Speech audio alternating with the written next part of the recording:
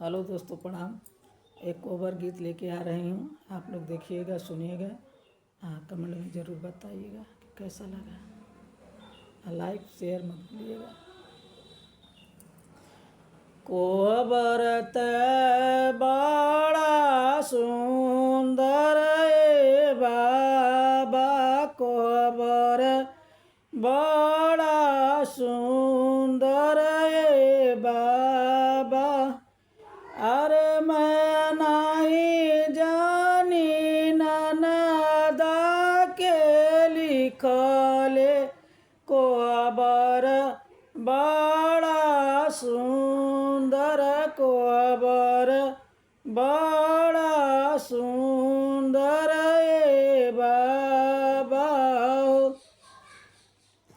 अरे मैं नहीं जानी कोहारा के गढ़ले, कलसा बड़ा सुंदर ए बाबा।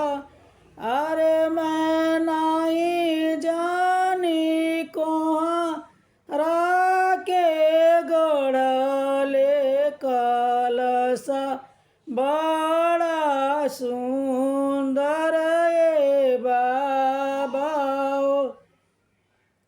कोबर ते बड़ा सुंदर ए बाबा।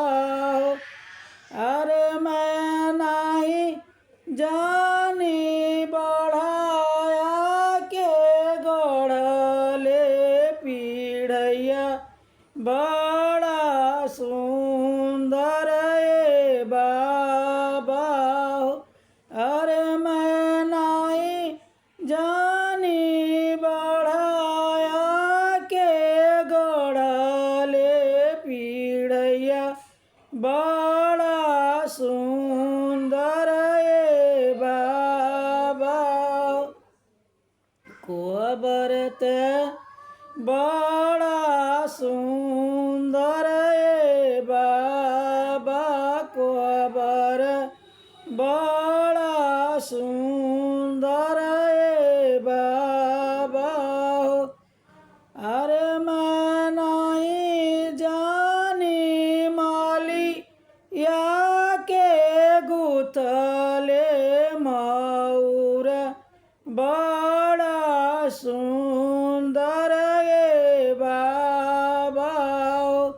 अरे मैं नहीं जानी मालिया के गुथले, मऊर बड़ा सुंदर ए बाबा। कोबर बड़ा सुंदर ए बाबा, कोबर बड़ा सुंदर ए बाबा। तब तक के लिए बाय बाय। और कमेंट में आप लोग देख के बताइए कैसा लगा गाना।